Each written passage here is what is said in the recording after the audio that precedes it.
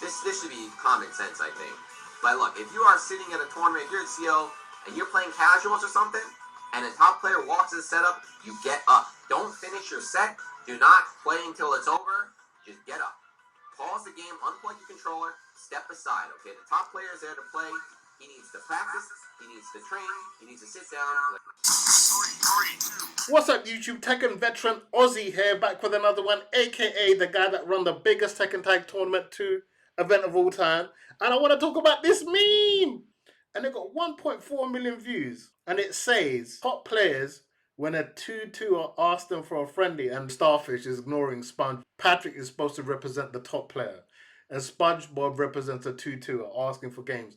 Now, I think this is an American thing. I think a 2-2 means someone who's pretty average, someone who's not that good at a video game or fighting game, whatever, right? A mid-level player or a casual player asking for friends. The top player just like basically fobs them off. Like, nah, I don't want to chat to you. Like, they don't exist.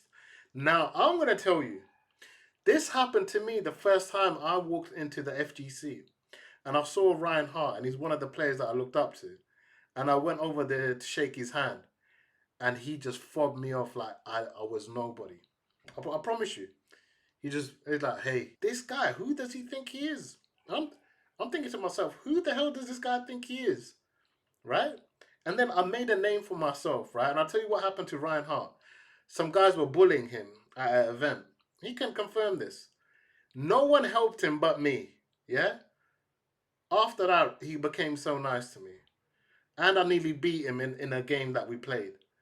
But there's a lot of truth to this, guys.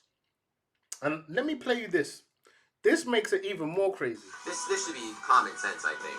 But look, if you are sitting at a tournament, if you're at CO and you're playing casuals or something, and a top player walks in the setup, you get up. Don't finish your set. Do not play until it's over.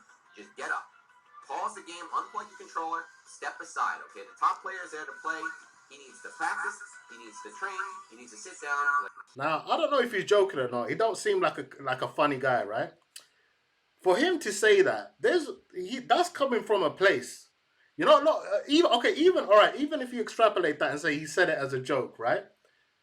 If you look at comedians, they say things as a joke, but there's 80% truth in what they're saying. So even if he's trolling, there's truth here, right? Because it happened to me. It happened to me. And then when I became a name, things changed. Now, to be fair, I don't know what caused this, but someone must have gone through this, right? And there's got to be reasons for this to happen. You know, top so-called players in the real world, they don't have no relevance. Just in the FGC, they've got some relevance, right? Now, top players, they usually want to practice against people who push them to their limits, you know, who expose their weaknesses and, you know, simulate tournament pressure. And if you're trying to win majors, I get it. But that's why they have their own hotel suites. They go there and they practice and they get everyone else. And they have these secret sessions. And one of the things I don't like about the FGC is very cliquey. If like, I didn't belong in no clique, but it's very cliquey. And if you're like me who don't belong in any clique, you're going to struggle to get in anywhere because the top players only chill with the top players. And that's a horrible place to be. How does the community grow with that mindset? A lot of these guys are spending thousands. They're tired. They just want to win. But then go get your own setup. When I was playing and I made my way up the ranks, I played everyone, man. I don't want people to think I'm a prick. Oh, Ozzy didn't play me. I played everyone. So a lot of top players today only got good because someone else sat down with them and gave them a chance to play. You don't just get good. You know who didn't do that to me? Asim. Asim came and sat down with me and truly helped me, man. Helped me become one of the best players in the UK at that time. And a lot of people shout on me. They're like, oh, you're only supporting him because he's Pakistani. I'm supporting him, one, because he's a nice guy. Two, he's helping me. He's helping me beat you guys. A lot of these top players, they've got a huge ego. And sometimes that ego needs to be checked. Some people feel like that's against the spirit of the community. And you know, look, there's got to be a balance here. Strong players, I think you should get that practice in before you go to a tournament. I remember, I'll tell you what, I remember playing Dinosaur in a major, SVB, right? He was one of the top players at that time. I went straight to the tournament. I didn't even practice. We had to get there for 10 a.m. No practice. He didn't have no practice. It was a fair game. But I would have enjoyed if I had a few warm ups. Now, it's different if you booked a room. Or, for example, if I booked a tennis court and there's other people on the tennis court and I'm like, guys, come on, get off. But if that's the case, bring your own TV, bring your own stuff, and set up your own monitor. You know what I'm saying? For me, it's all about growth, and helping newer players improve is a part of what keeps the scene alive. Every strong player today is what a two-tour would at some point. No one starts at the top. You know, when I'm in the gym and I'm bench pressing and I see someone else struggling, I'll go help them. And they're like, oh man, I really appreciate that. I said, look, come train with me, right? Because I know how it felt lifting 10 kg, 20 kg, right? You help someone else grow and they're going to help someone else grow. And it's a ripple effect, right? As a former event organizer, my perspective is I need to see numbers, but also need to cater for the pros and the top players. So it's a tricky one because I've seen both sides and I've been on both sides. I want the community to grow. If I was an event organizer, which I was, events live and die on community participation. So these so-called casual two tours are literally like majority of the players. If it was just pros, events would die. The pros think it's just about them. No, boo, it's not all about you. Friendlies how new competitors come in. And top players also benefit from this because it goes round in the ecosystem. If this happened to me, I would make sure I'd open up another room and be like, look, you top players, you go there.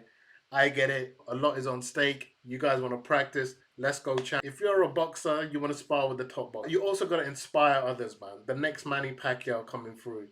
You know, if Manny Pacquiao was horrible to everyone, you know, there wouldn't be another Manny Pacquiao. So they say be careful when you meet your heroes. I know that guy maybe was trolling, but I think there was. I don't think it was 100% trolling. I think there was a lot of truth to that. So yeah, let me know what you guys think. Should top players only practice with other strong players, or should they play everyone? Give everyone a chance, right? But this whole click thing is one of the main reasons I had to walk away from the FGC, guys. And that's a true story, man, about Ryan Hart. So, guys, in my humble opinion, friendlies matter, right? It helps you level up, you build that camaraderie, and you have a good laugh, right? Someone gave you time, maybe a top player gave you time, and you remember that. Also, the top players matter as well, right? So, to be fair, there's a point from both angles, but you don't have to be an arsehole about it, you know? If you're trying to win majors, and you kick someone off, like, hey, get off. I see someone said in the quote tweet, someone told me to get off. Man. So we're gonna find that fine balance, right? Where both sides interact. Because the casuals are the ones that cheer you guys on, the top players. Without them, you're nothing. And that's just facts. So top players, they push the ceiling of what casuals love. But without the casuals, there's no events. My final message is every strong player today was once a two-tour, as you guys Americans. So instead of seeing those players as irrelevant, you're seeing yourself as irrelevant because you was once that. So we should see them for what they are and try to help them grow because you never know. That two-tour might come in handy one day and he might be the backbone of the FGC coming up. Anyway, let me know what you guys think in the comments. Give the video a like. Subscribe to the channel. Helps the channel out a lot. And if you're liking it, let me know, man. My perspective.